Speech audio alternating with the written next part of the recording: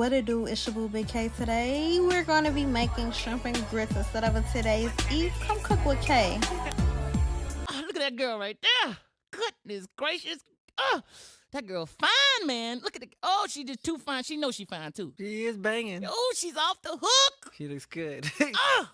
So to start off, we're going to make our grits because this is going to take the longest out of the entire process.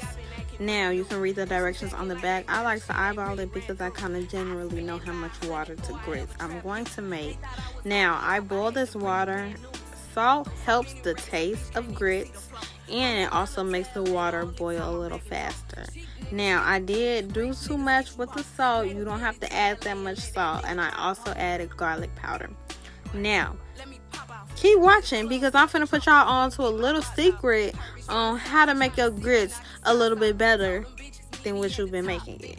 Please do not be alarmed if you see a lot of white bubbles, but please use a mitten, a glove, when you go to lift that lid, especially if it's metal like mine is, because your hand is going to burn. But that's exactly what you want. You want it to boil like that, and you're going to add your grits, how that is. Right, now I'm going to move on to our vegetables. Now, you're going to be making a sauce with shrimp and grits, excuse me. Now, it can be thicker or it can be thinner, depending on how you like your grits. Do you like them thick like me, or do you like them thin, like, you know, that drip? But anyways, I'm adding mushrooms. You don't have to add mushrooms, but mushrooms give it a nice taste and a nice texture, like a nice little add-on. It's been a while since I've been eating meat, and I definitely can tell the change in my body. I like more lighter vegetables, and mushrooms definitely do the job for me. I did add shrimp. I did feel the weight of the shrimp, and you just feel like, I don't know how to explain it, kind of heavy. Yeah, I just like to add mushrooms because it makes me feel good, it tastes good, and I like the texture of them. If you don't like mushrooms though, you definitely do not have to add them. Now right here you see I also chopped up my red onions. You can use red, white, or you use sweet onions. No matter whatever flavor kind of onion you want to make, that's what you cut up and that's what you put in yours. Put a little sprinkle on whatever you want to. However you want to make your shrimp and grits, you do that. This is how I make mine. Now, I also added a tomato. Now, I wait because I saute my vegetables first. And I also added a green pepper. You can do red, you could do orange, you could do yellow. You could do all three. You can do all four of them if you want to. Now, I'm adding a little olive oil and butter to the pan. And it just gives it a nice little, like, concoction sauce to make as the roux for the shrimp and grits sauce. Now I'm using Miss Tabitha Brown sweet and smoky, and when I tell y'all, it gave it the nice little sweet little smoke, and I love it. And I'm also using Mike's seasonings as well. Now I'm using all this to season the shrimp. I'm also taking my minced garlic. Please put that in the refrigerator, kids. Now, this is me adding the butter. Now, yes, can't believe it's not butter, but it's butter to me and you because it's butter. Okay? Now, this can't believe it's not butter does have a little water in it. That's why you see it's popping like that. Yeah, we just gonna ignore that. Okay, as you can see, I am adjusting the camera angle and I am showing you guys the beautiful vegetables that I cut up and the seasoned shrimp. So I did not go too crazy with seasoning the shrimp because we don't want it to be super salty and have like too much salt taste with the seasonings, because their grits are a starch, so you don't want it to be too much. And we also did put salt in the water that we're gonna make the grits in. So I'm mixing that up really well so the seasonings and the garlic is really coating all the shrimp. Now, instead of using butter and flour to make a regular roux, we are going to use the juice from the shrimp to make a more upgraded flavorful roux, because we're not regular schmegular, are we? No, I don't think so. So this is me adding the shrimp to the skillet, and if your oil is not popping and hot, then you didn't do something right, because it's supposed to clap back at you when you add that shrimp to the pot. You know what I'm saying? And we waste no product over here, so I definitely got as much as I could out of that container because we're not trying to waste any juice over here, like none of that. Now, this is a pro tip.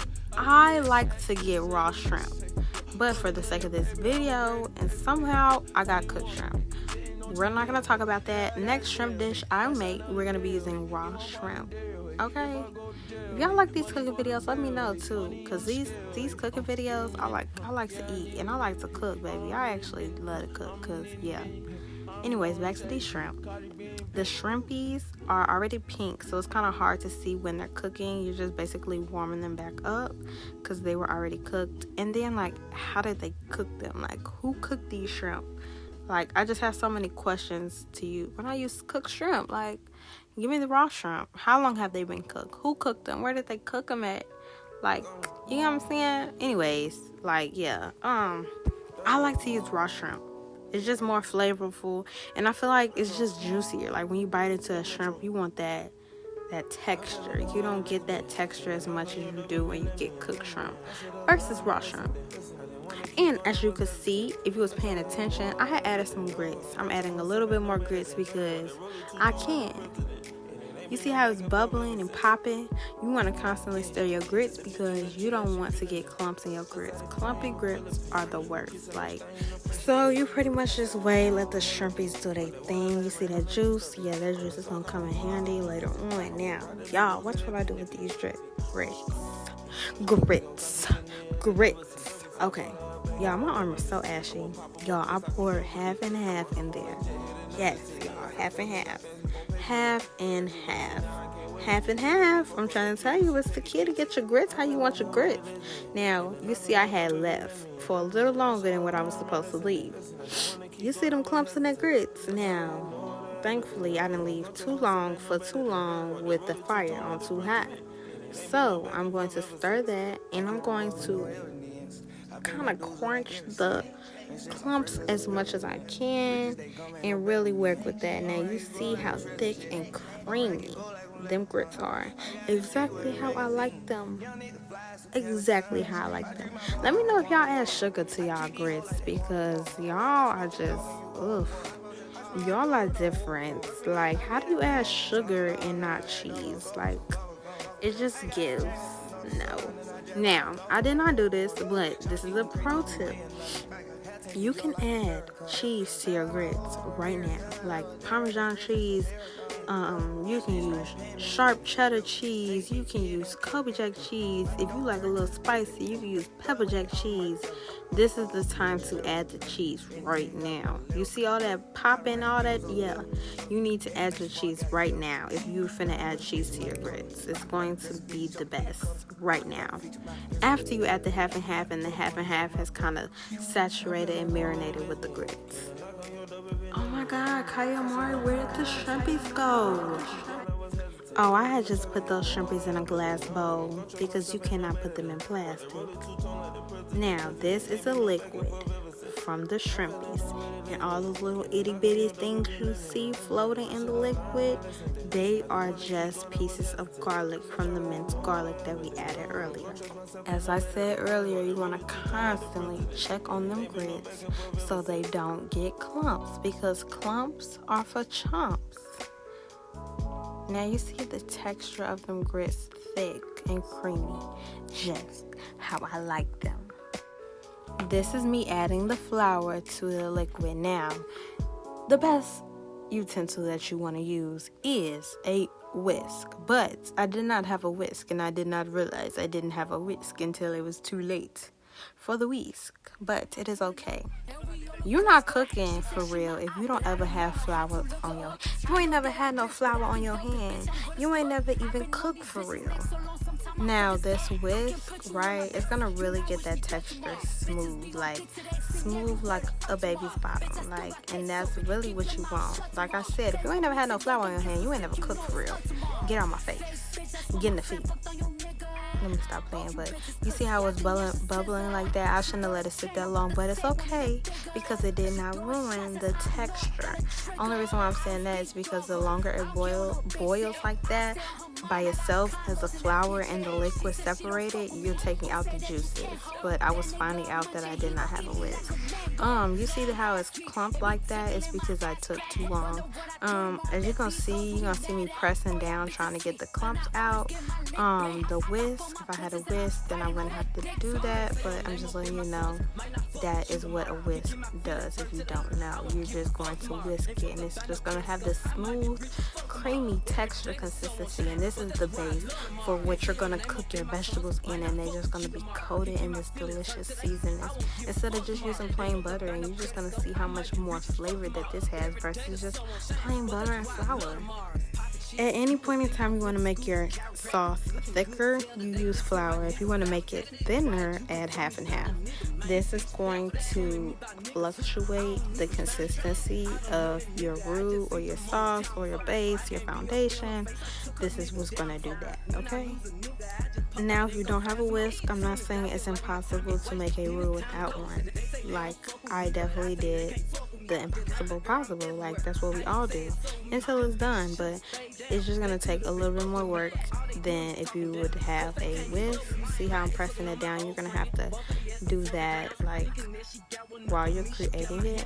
Now you see how thick this is, like when I'm moving the sauce around like that, like it's thick. It's taking a while for it to it's not really liquidy. Now this is the texture of how I like my sauce. I like a good in between.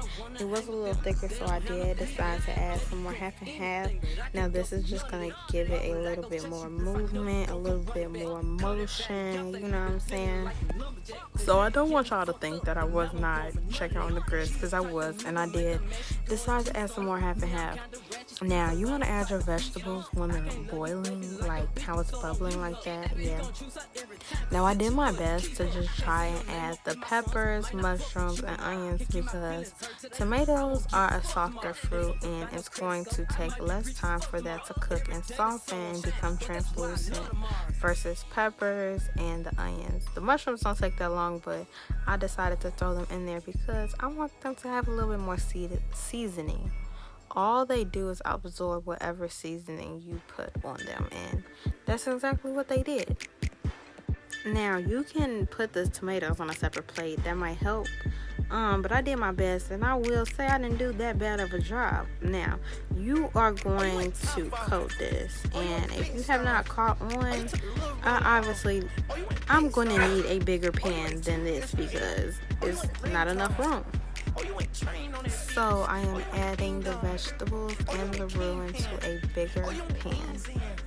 Okay, and then I wanted to loosen it up, give it a little bit more sauce, so I did add some more half and half. Now I'm letting this heat up. I did add some flour. I did not need the flour, but I did it. So I added the flour and made it a little thicker. Now I did sprinkle it with my hand instead of just pouring it over like I did the first time. Maybe it would help the smoothing process of the sauce. So I added smoked paprika, give some flavor, give it a little color, mostly color because I wanted like a red hue to the sauce fish. Now you see how like the consistency is? It's just like it's a good consistency, you know what I'm saying? The vegetables are cooking. You know the vegetables are cooking because you're going to see the color. You also can see the liquid boiling, so that's a good sign, and it's just becoming one like sauce together. Now you're going to see me doing these lines, right? Now that is just to check the consistency of the sauce because I wanted a thickness, but not super thick, but I definitely don't want it thin. Now I'm adding this a little bit more of this Mike's seasoning, give it a little bit more flavor and a little bit more color.